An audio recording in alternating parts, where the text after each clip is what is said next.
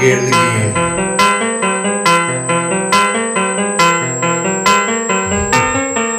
Yeah.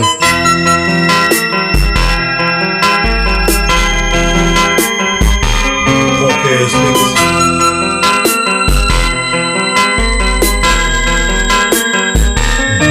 Yeah. Okay, peeps. I thought I'd make this quick video, man. I'm on my way to grab some stuff, some food to eat. But I'm making this video because I was actually on a Zoom last night, and it kind of provoked me to make this video to kind of like encourage those of you who's actually, I've been through this myself, who actually have experienced situations where you're in part of these little meetings, or you hear little, lectures or whatnot, part of Zoom meetings or whatever the hell, and you encounter people who are actually teaching things.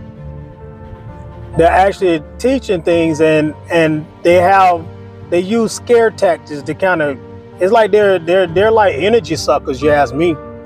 Like you all amped up and ready to try to make some stuff work and try to, you think you clearly understand a process, and then you got that one person that's warning you about every goddamn thing. Using all these, you gonna get locked up testimonies. That's what I call them. And you got somebody like, they're gonna come after you. They're gonna, the feds was at so and just telling some damn story they done made up, where they say the feds was at somebody's door and somebody got locked up because they filed some type of paperwork, or they typed up whatever they say. You got to watch how you write it, because if you don't do it right, then they're gonna do this. And whoever they is, we don't know who the fuck they is. It's always they, but they don't identify any damn body, and they always using some kind of testimony that they done heard or something they done made up. There's no proof in what they're saying. It's really just something, it's their opinion, because they're probably too scared to do it. And so they instill that fear into you and have you scared to do any damn thing. Before you know it, years went by and your whole movement is stagnant because you're scared to make a move based on some shit you done heard on a podcast.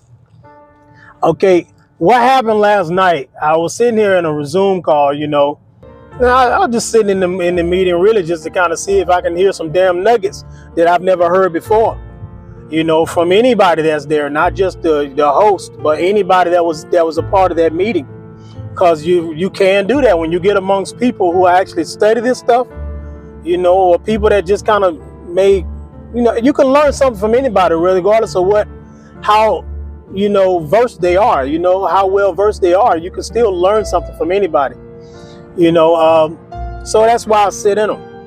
And I've sat in this guy's Zoom meeting probably maybe about 5 times, 4 or 5, maybe 6 times, within the last couple of weeks. I just get in them just to sit in there and, just to get there, just to hear this stuff being talked about. Because, in my circle it's small. I don't have a lot of people I can just sit around and just talk about legal stuff with. Most people in my circle don't know what the fuck, they don't know nothing. So most of them don't know anything, about this stuff. And the people that I can talk about, they got families of their own or whatever. They got other stuff going on.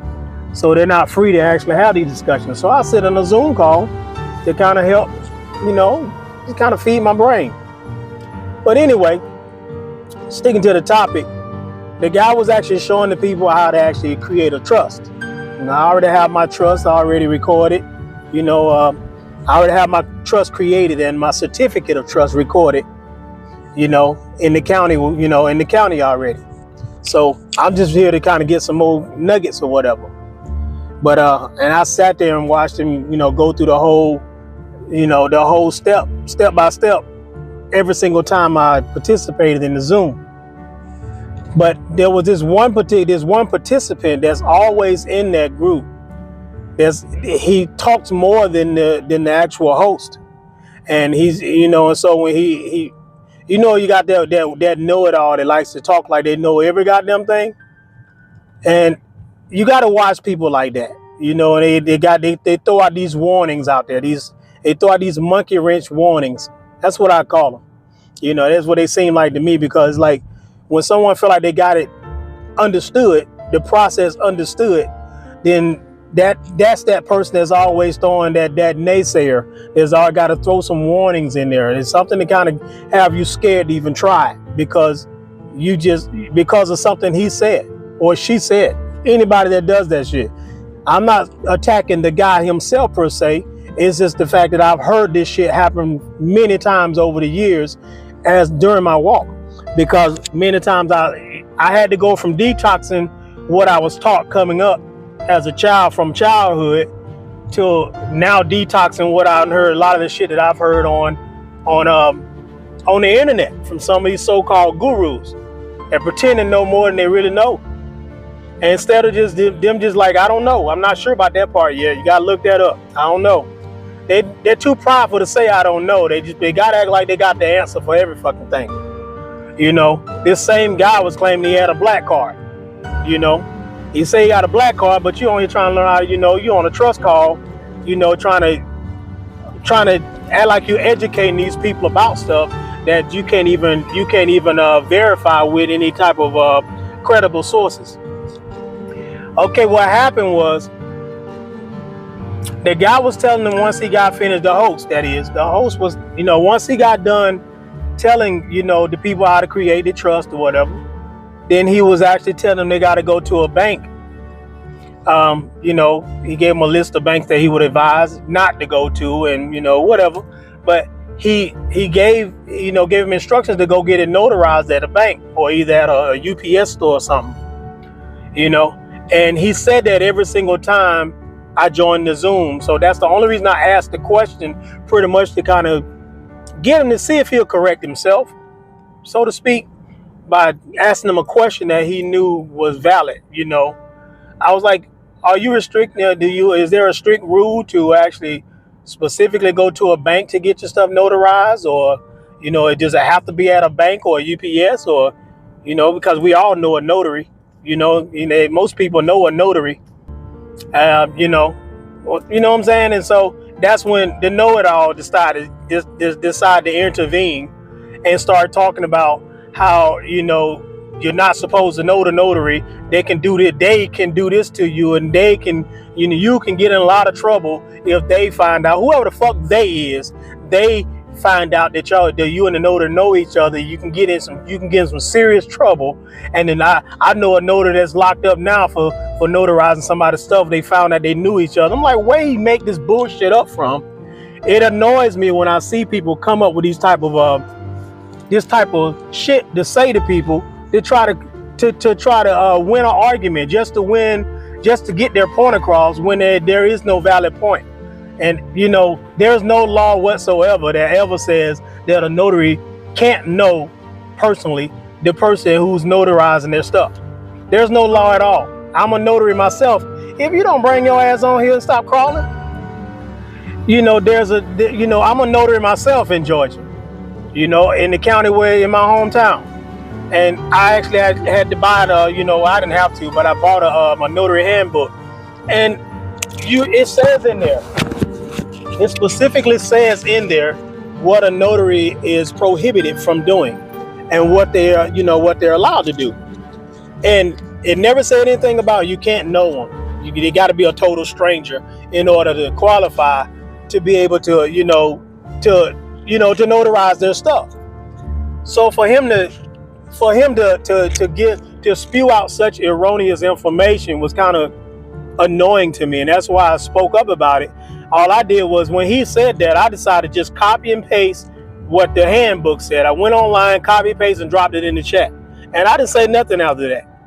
But then, I don't know if somebody kind of made him aware of it, or the host himself said something to me about what I dropped in the chat. Really just trying to dialogue about it, to get some understanding. And I was like, yeah, man, I said, I ain't want to debate about it. I just dropped what it says in the handbook, man, and leave it at that. But people do what they want to do, man. But I just know that it's not illegal for them to do that. It's not illegal to use a notary that you just know. It could be the notary next door.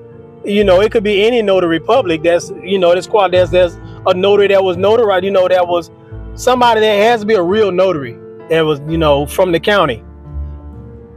From that county, wherever you're getting yourself notarized, you has to be a notary.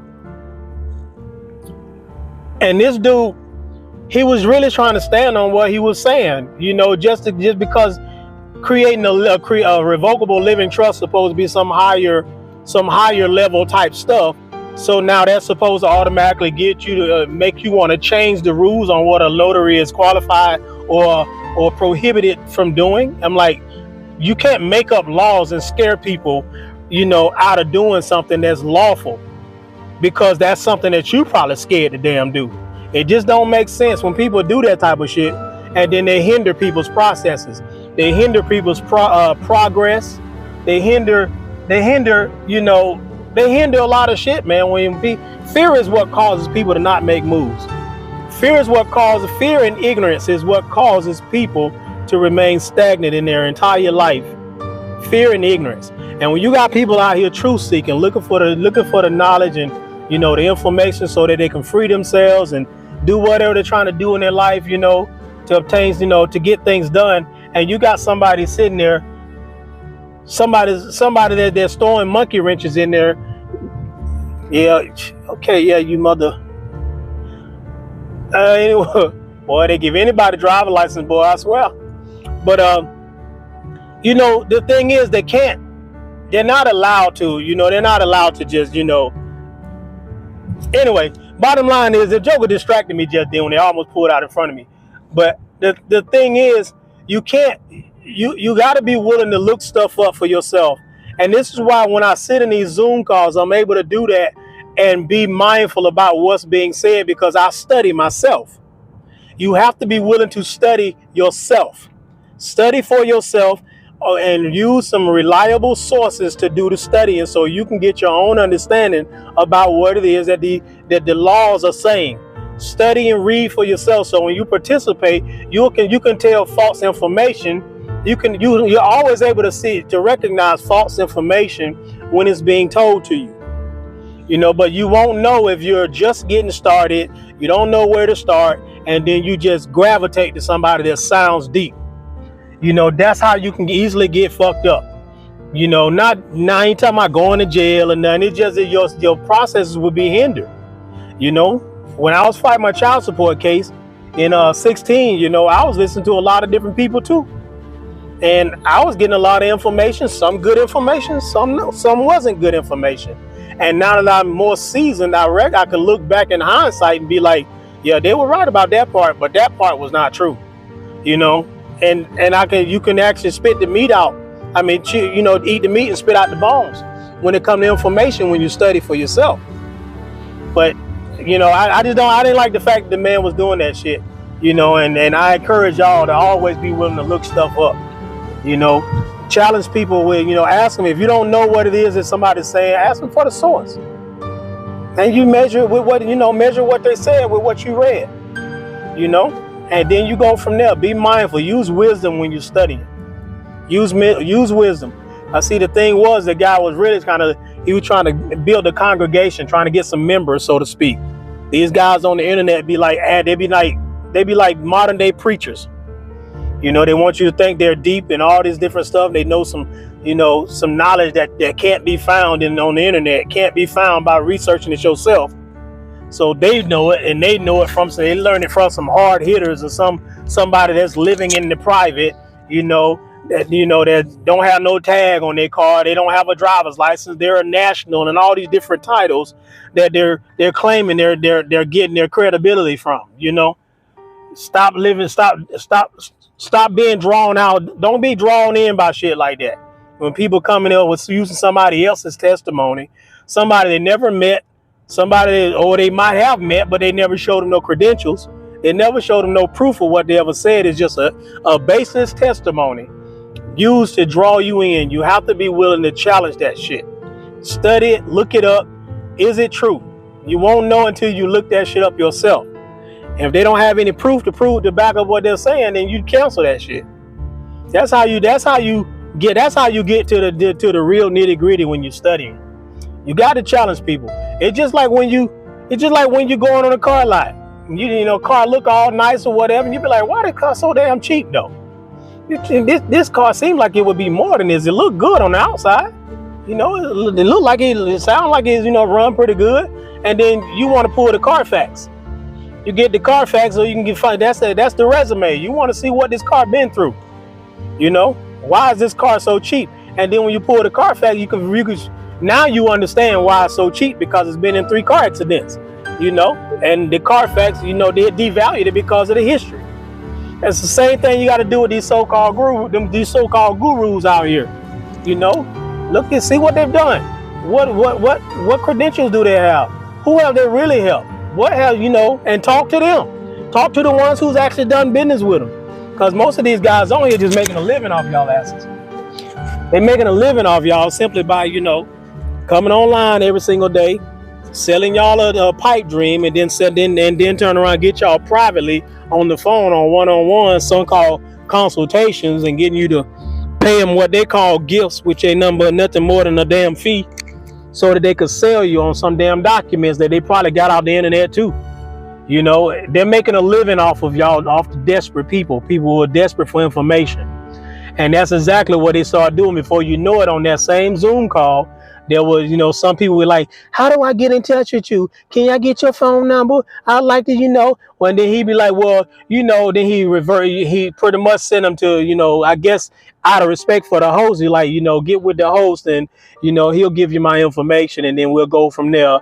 You know, I'm letting you know it ain't gonna be for free now. You know, I'm gonna do that. You know, he basically letting you know he gonna charge you. So that's the only reason he do all that damn talking, because he wanted to get some people that he can fleece off that damn call. And he been doing that shit for the last couple of weeks. Every time they go on a Zoom call, he's always on there. And he's always doing all the damn talking. Trying to see if he can win some people over so people think he knows some shit. You know? But something as simple as a damn notary, you can claim a damn notary can actually get locked up for notarizing somebody's stuff that they know. And I'm like, there's no law that ever said that. Ever.